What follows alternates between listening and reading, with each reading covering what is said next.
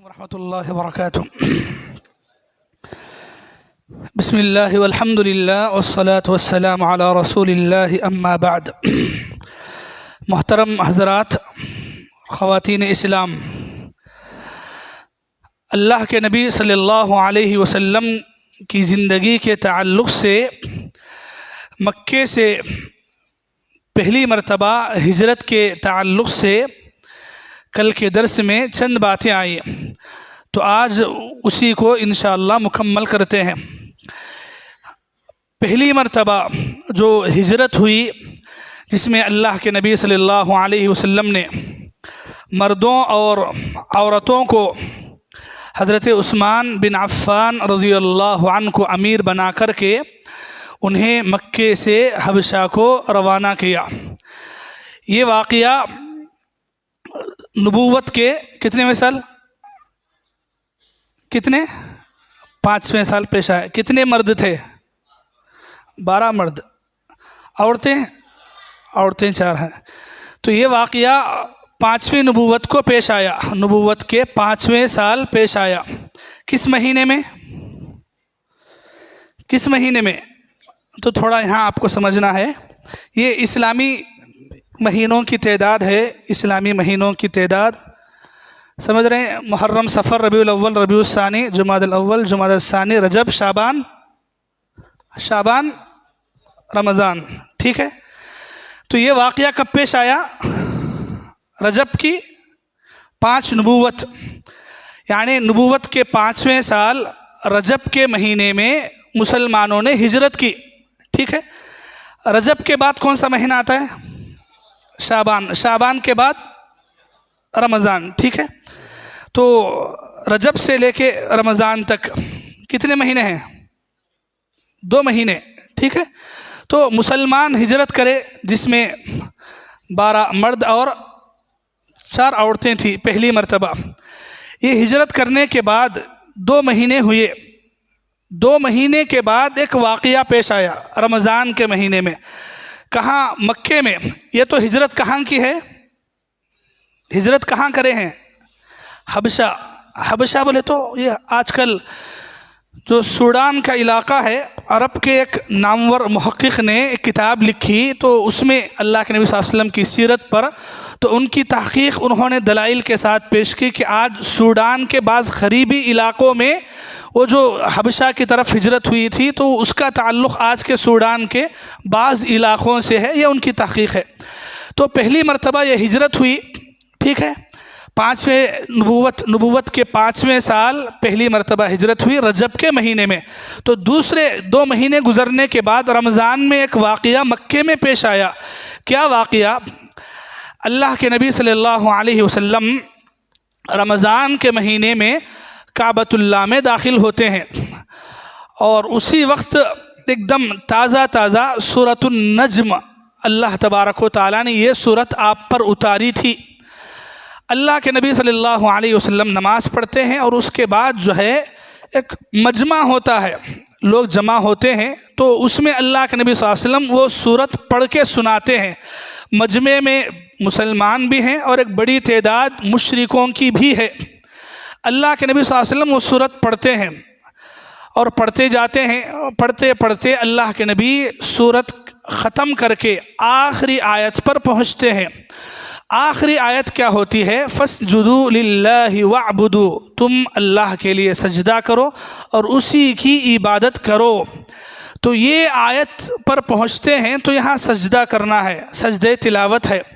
تو اللہ کے نبی فوراً سجدے میں چلے جاتے ہیں، تو اللہ کے نبی کے سجدے کو دیکھ کر کے نہ صرف یہ کہ مسلمان بلکہ مشرک بھی سجدہ کرنے لگ جاتے ہیں۔ تو حقیقت کیا تھی؟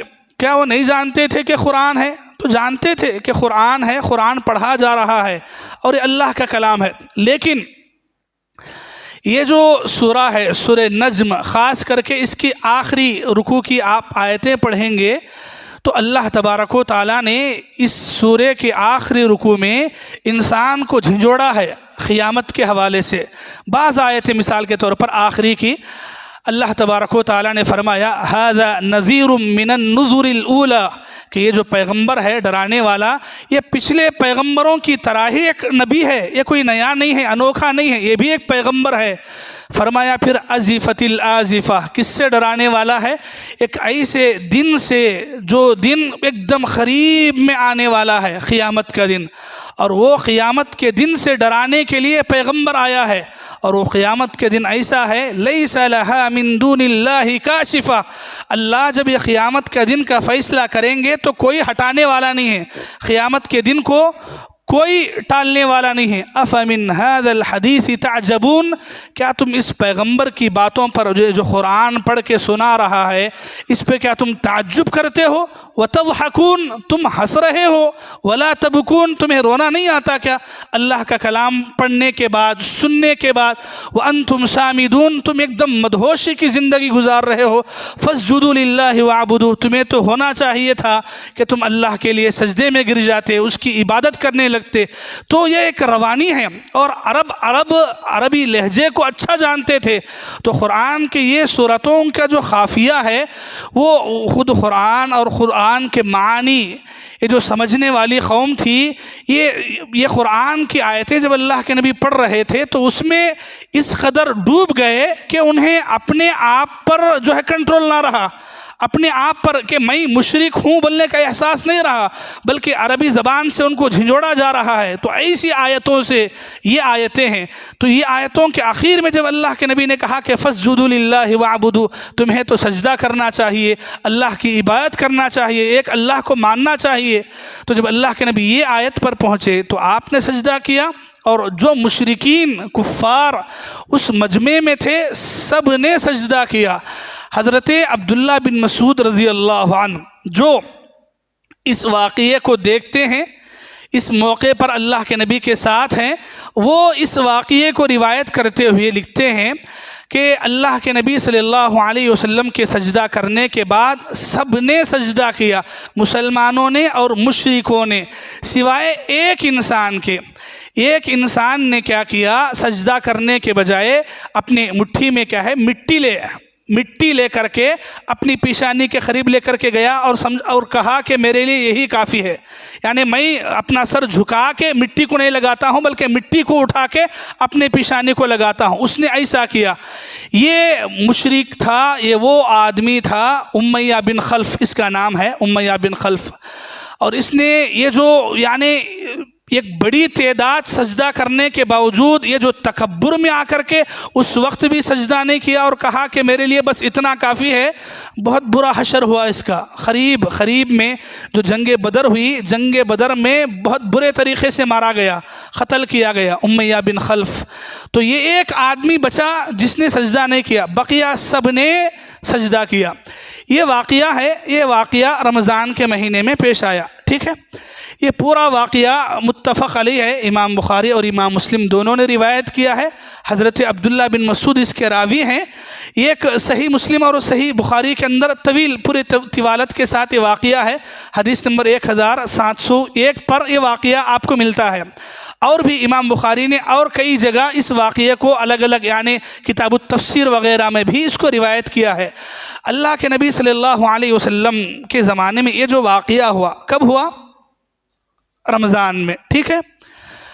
تو یہ واقعہ ہونے کے بعد حبشہ میں جو مسلمان اس وقت ہیں تو ان تک یہ واقعہ پہنچنے میں کچھ غلط طریقے سے پہنچا۔ غلط طریقے سے پہنچنے کا مطلب یہ ہے کہ پہنچانے والوں نے خبر اس طریقے سے پہنچائی کہ مکے کے مشرک لوگ بھی سجدہ کر چکے ہیں اللہ کے نبی کی آیتیں سن کر کے، اور وہ بھی مسلمان ہو گئے ہیں، اب تمہارے لیے کوئی خطرہ نہیں ہے مکے کے اندر۔ تو ایسی بات جو ہے لوگوں نے حبشے کے مسلمانوں تک پہنچائی۔ تو اب مسلمانوں کو لگا کہ جب مکے کے اندر ایسے بڑے بڑے سرداران مسلمان ہوئے ہیں اور انہوں نے کعبۃ اللہ میں سجدہ کیا ہے، سر جھکایا ہے، تو پھر اب اس سے بڑھ کے اور کیا چاہیے؟ تو انہوں نے فیصلہ کیا کہ اب ہمیں حبشہ میں نہیں رہنا ہے، یہاں سے نکلنا ہے۔ تو کیا کیے؟ رمضان ہوا، رمضان کے بعد شوال کے مہینے میں نکل گئے یہ افراد جتنے تھے حبشہ میں۔ تو وہ کیا کیے، رمضان ختم ہونے کے بعد شوال کے مہینے میں نکل گئے مکہ واپس آنے کے لیے، اس لیے کہ انہیں پتہ تھا کہ لوگ مسلمان ہوئے ہیں، ایسی خبر پہنچنے کی وجہ سے شوال کے مہینے میں نکل کے آئے حبشہ سے، مکے کے بالکل قریب، ایک دم قریب میں پہنچے تو انہیں صحیح خبر کی اطلاع ملی کہ کوئی ایسی خبر نہیں ہے کہ مکے کے بڑے بڑے سردار مسلمان ہو گئے ہوں، ایسی بات نہیں ہے، بلکہ واقعہ صحیح یہ ہے۔ پھر صحیح واقعے کی اطلاع ملی تو اب کیا کرنا ہے، تو بعض لوگ وہیں سے پلٹ گئے، وہیں سے ریٹرن کیا ہے حبشہ چلے گئے، بعض بچے کچے کیا ہے نہیں اب کیسے بھی قریب تک آ گئے ہیں تو اس لیے مکے میں آ گئے۔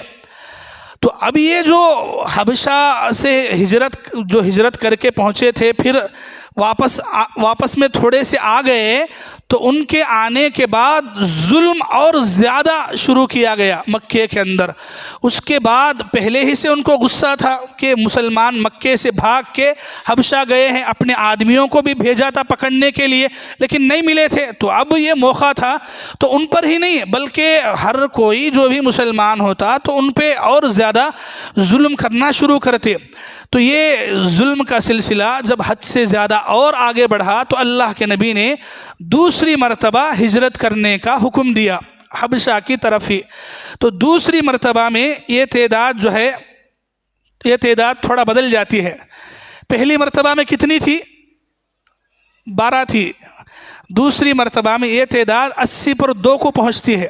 دوسری مرتبہ جو ہجرت کرتے ہیں ان کی تعداد 80 پر 2 ہے، ایک روایت کے مطابق 80 پر 3 بھی ہے، 80 پر 2 یا 80 پر 3 مرد اور عورتیں 18 عورتیں ہوتی ہیں۔ تو عورتوں کی تعداد بھی کیا ہے اس دوسری ہجرت میں بڑھ جاتی ہے۔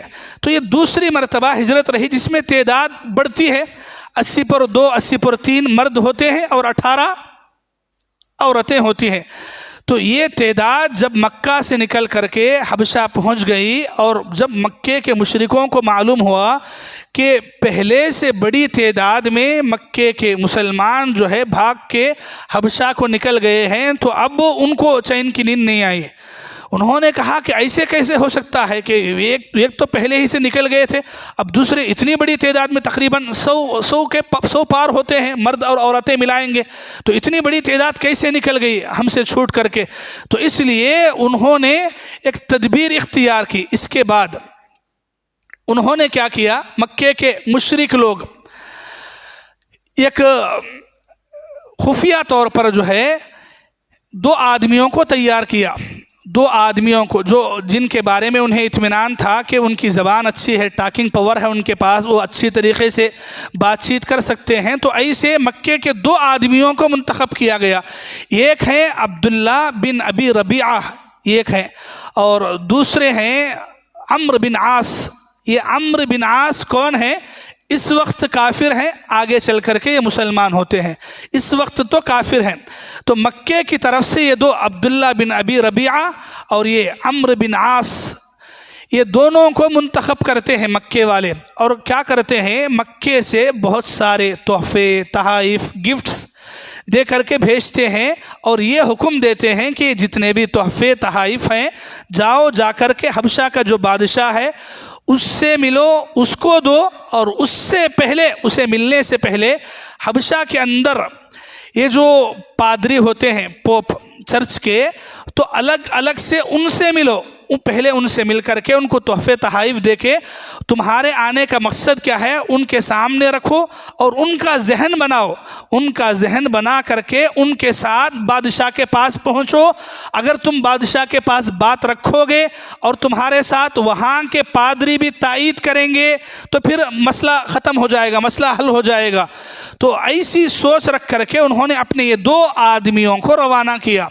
یہ 2 آدمی حبشہ پہنچتے ہیں، پہنچ کر کے سب سے پہلے پلاننگ کے مطابق پہلے جو لوکل کے جتنے چرچوں کے پادری ہوتے ہیں، پوپ ہوتے ہیں، ان سے ملاقات کرتے ہیں اور جو بھی تحفے تحائف لے کر کے آئے ہیں وہ سب تحفے تحائف ہر ایک سے مل کر کے بانٹتے ہیں اور اپنے آنے کا مقصد بھی بتاتے ہیں۔ تو جب سبوں سے ملاقات ہو جاتی ہے اور ان کو تحفے تحائف دے دیے جاتے ہیں تو پھر آگے کا مرحلہ تھا ان سب کو لے کر کے بادشاہ کے دربار میں پہنچنا۔ تو بادشاہ کے دربار میں پہنچتے ہیں اور پہنچ کے یہ عمرو بن عاص یہ اپنی گفتگو شروع کرتے ہیں. بادشاہ سے کہتے ہیں کہ اے بادشاہ، ہم مکے سے آئے ہیں اور اس لیے آئے ہیں کہ ہمارے کچھ لوگ جو جن کا دماغ صحیح نہیں ہے، تو ویسے کچھ کم عقل رکھنے والے لوگ جو ہے ہمارے ملک مکے سے نکل کر کے آپ کے پاس بھاگ کے آ گئے ہیں، اور یہ وہ لوگ ہیں جو بے دین ہو گئے ہیں. بے دین کا مطلب وہ سمجھاتے ہیں کہ یہ مکے کے دین پہ بھی نہیں ہے اور آپ کے دین میں بھی نہیں ہے. حبشہ کا بادشاہ نجاشی کون سا دین ہے؟ عیسائیت. بولتے ہیں کہ ہمارا دین بھی نہیں ہے اور آپ کا دین بھی نہیں ہے، ایک نیا دین لے کر کے آئے ہیں اور وہ نئے دین پہ عمل کرنے کے لیے آپ کے ملک میں آئے ہیں، اور ہم اس لیے آئے ہیں کہ ہمیں ان کے گھر والوں نے آپ کے پاس بھیجا ہے تاکہ آپ ان کو ہمارے حوالے کر دیں تو ہم ان کو لے کر کے جائیں گے. بادشاہ انصاف پسند تھا جیسا کہ گزر چکا، تو بادشاہ نے کہا کہ ایک کی بات سن کر کے ایسے تو فیصلہ نہیں کرنا ہے. تو بادشاہ نے کہا کہ جتنے لوگ آئے ہیں ان کو بلا کر کے لے آؤ. تو یہ پورا مجمع لایا گیا. اس میں حضرت جعفر بن ابی طالب سامنے آگے آئے بادشاہ سے بات چیت کرنے کے لیے. بادشاہ نے پوچھا کہ کیا ماجرا ہے؟ تمہارے بارے میں سنا گیا کہ تم ایک نیا دین لے کر کے آئے ہو، وہ کیا ہے، ماجرا کیا ہے، سنائیں. حضرت جعفر بن ابی طالب نے جو ہے اپنی تقریر شروع کی. ایک لمبی تقریر ہے اور بہت بہترین تقریر ہے. عربی زبان میں اس وقت انہوں نے بادشاہ کے سامنے اسلام، مسلمان اور اللہ کے نبی کا جو نقشہ کھینچا وہ بہت مختصر الفاظ میں بہت جامع تھا. بہت بہترین تقریر. انہوں نے تقریر شروع کی، کہا ایھا الملک، اے بادشاہ سلامت، کننا قوما اہل جاہلیت، بادشاہ سلامت، ہم ایک ایسی قوم تھے جو جہالت میں ڈوب کے زندگی گزار رہے تھے. نعبد الاصنام، ہم اٹھے بیٹھے بتوں کے سامنے سر جھکاتے تھے، پتھروں کی پوجا کرتے تھے. ونأکل المیتہ، اور ہم مردار کھاتے تھے. ہمارے پاس حلال حرام، یہ حلال کرنا قربانی ایسا کوئی تصور ہی نہیں تھا. مردار کو ایسے ہی ہم کھا جایا کرتے تھے. ہم میں سے عورتوں کی عزت کا کوئی احترام نہیں تھا.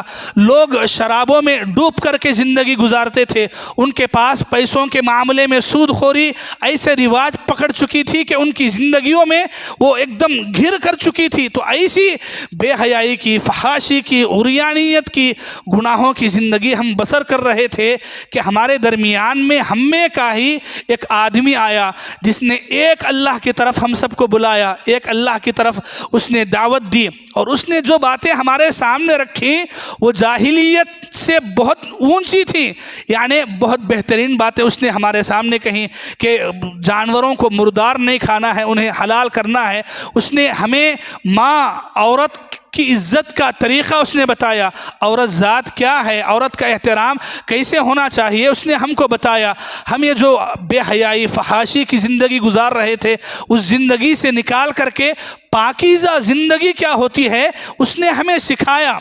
جب اس نے ہمیں یہ طریقہ سکھایا تو ہم اس کے طریقے کے مطابق ہم فالو ہوئے اور ہم عمل کر رہے تھے. تو یہ ہماری قوم ہماری دشمن ہو گئی اور ہمارے پیچھے پڑ کر کے جب ہم ایمان لے کر آئے تو انہوں نے ہم پر ظلم کیا، اور اتنا ظلم کیا کہ ہم مجبور ہو گئے مکہ چھوڑ کر کے آپ کی حکومت میں آنے.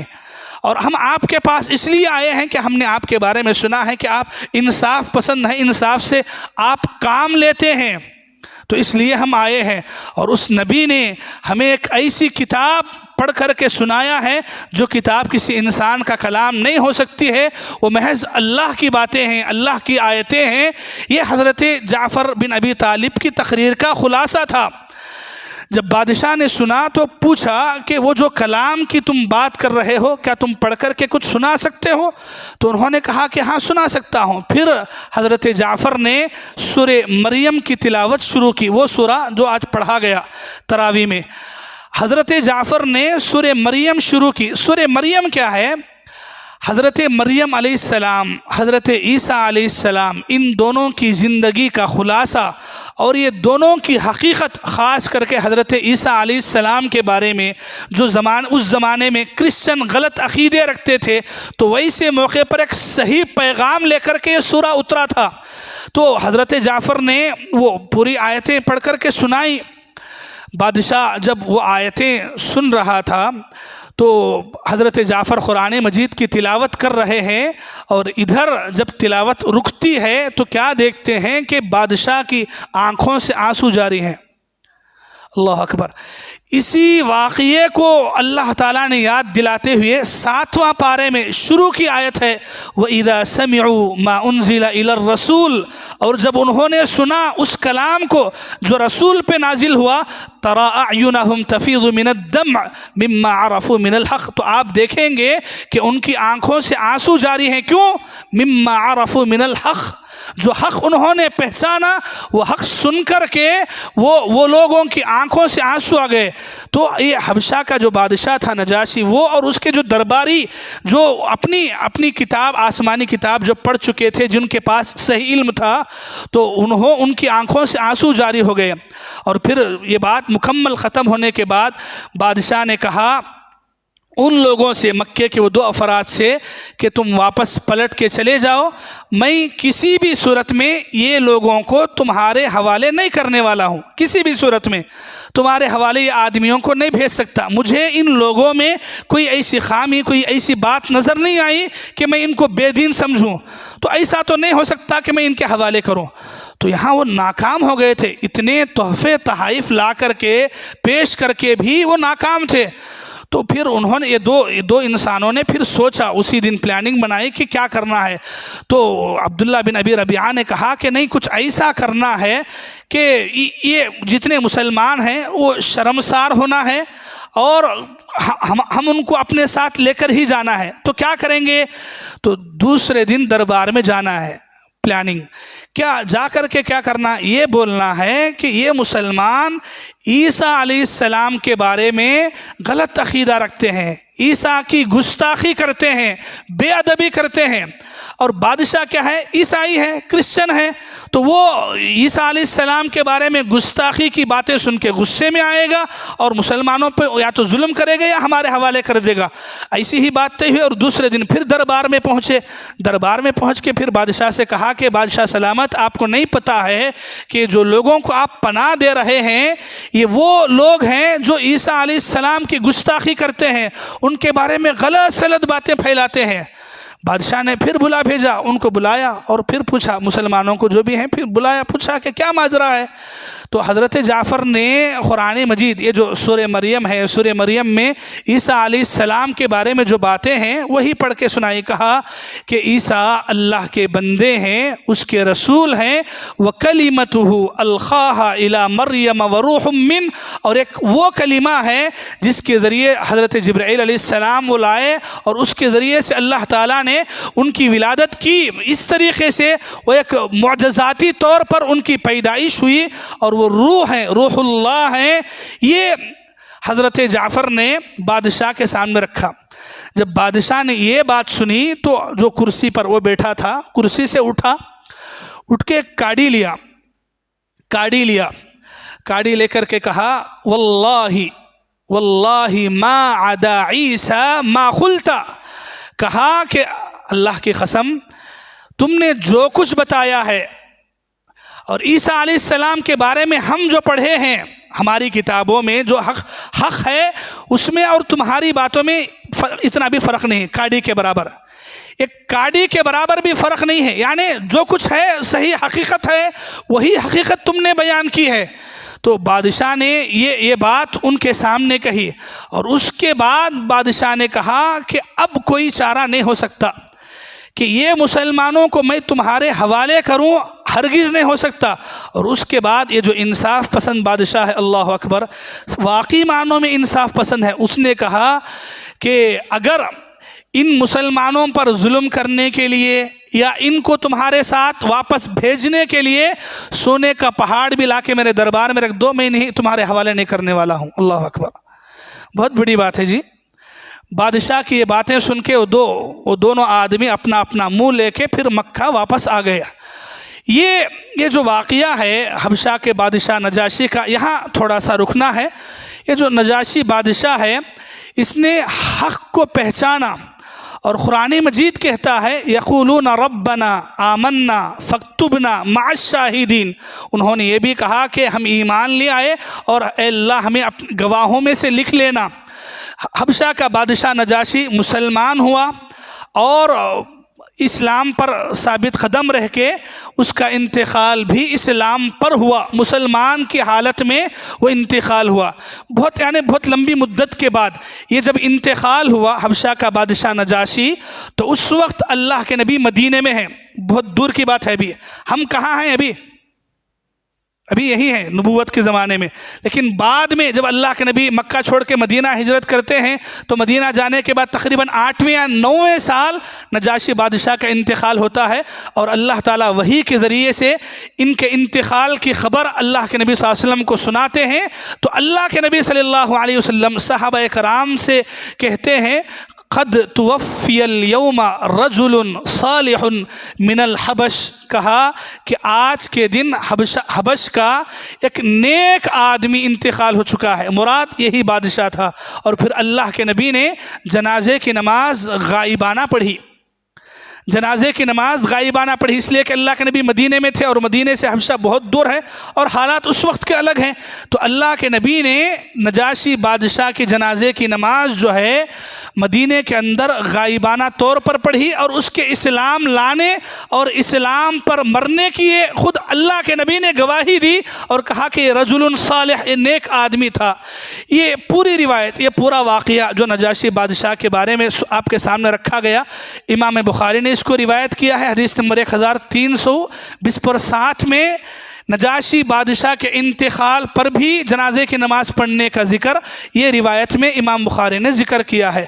تو یہ رہا مسلمانوں کی ہجرت کا مسئلہ۔ مدینہ جانے سے پہلے حبشہ کی طرف مسلمانوں نے ہجرت کی۔ پہلی مرتبہ 12 مرد اور 4 عورتیں تھیں، اور دوسری مرتبہ 80 پر 2 یا 80 پر 3 مرد اور 18 عورتیں ہجرت کر کے حبشہ گئے تھے۔ اور اس کے جانے کے بعد یہ واقعہ ہوا، اور پھر وہ 2 آدمی حبشہ سے پھر واپس ناکام ہو کر کے لوٹتے ہیں۔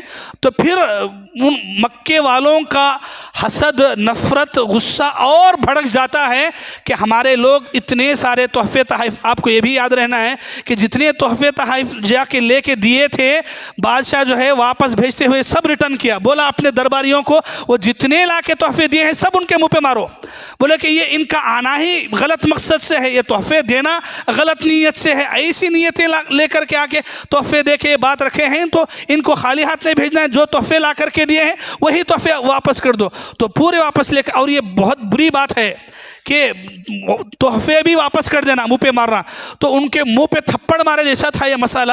تو یہ 2 آدمی جب مکہ آتے ہیں اور پورا واقعہ سناتے ہیں تو پھر مکے والوں کا ظلم و ستم کچھ اور زیادہ آگے کے دنوں میں بڑھ جاتا ہے۔